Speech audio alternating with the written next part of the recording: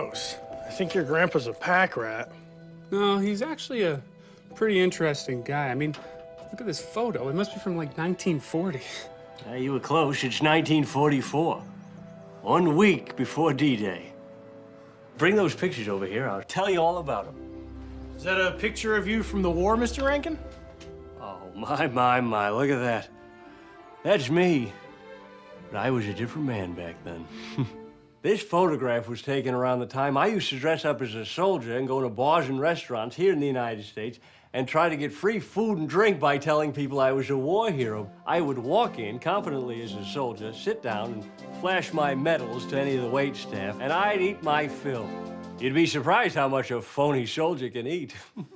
So you weren't a war hero? No, I dodged the draft, you see. I dressed up as a woman and changed my name from Sam to Sophie. I would wear dresses and talk about boys I had crushes on all day long. But that was a long time ago. I was a different man back then. Your grandpa's a freak. Grandpa, what's this one here? I see what. Oh, my old baseball card. Ah, did you play a little ball after you were in the war? Oh, remember, I wasn't in the war. Okay, I dodged the draft by pretending I was a woman. I was a coward. I was a coward back then, you remember, but sure, I played a little minor league ball. I ever tell you the story about how I got on this team? I never told you that story? No. The story about how I got on the Kansas City Clippers? No. It's blackmail. Blackmail is how I did it. It was easy. You see, I was underneath the stadium bleachers one day looking for old peanut shells. I used to like to suck on them because I like the salty taste. Well, I popped my head into a room, and who do I see but the owner of the team screwing the mayor's wife.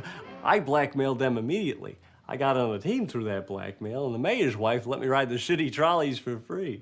Great. I had a lot of fun playing ball with those fellas, even though I was probably the worst pitcher in league history. I did hold a record, though. Really? What was it? I pitched 14 grand slams in a single game, and then I got kicked off the team. For being such a bad pitcher? No, I got kicked off the team for stealing bats and selling them as firewood. But that was a long time ago. I was a different man back then. Yeah. Then much more spineless and shifty than I am today. Grandpa, I told Pete what a great guy you were. I said you were the epitome of honor and bravery. Was I wrong? No, you weren't wrong. I changed right when you were born. You see, I knew you needed a role model, and I figured I might as well be it. Really? Is this me here in this picture with you? Let's see what we got here. You? No, not at all. This is your friend Pete. This picture was taken soon after I purchased him from his parents.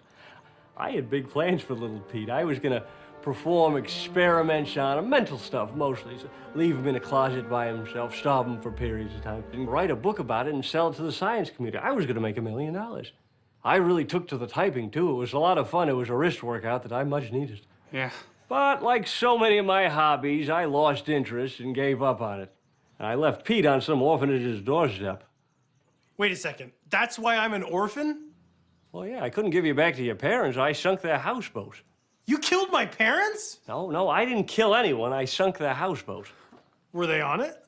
Well, yeah, they were on it, sure, and they drowned because of it. They're dead. I suppose this is back when you were a different man? This was a week ago, Pete. You mean to tell me that you knew my parents all along, and you didn't tell me, and then you killed them a week ago? What? You killed my parents! What? I don't think he can hear you. Can you hear me? I can't hear you. Well, he is pretty old. Maybe we should cut him some slack. Pisses me off!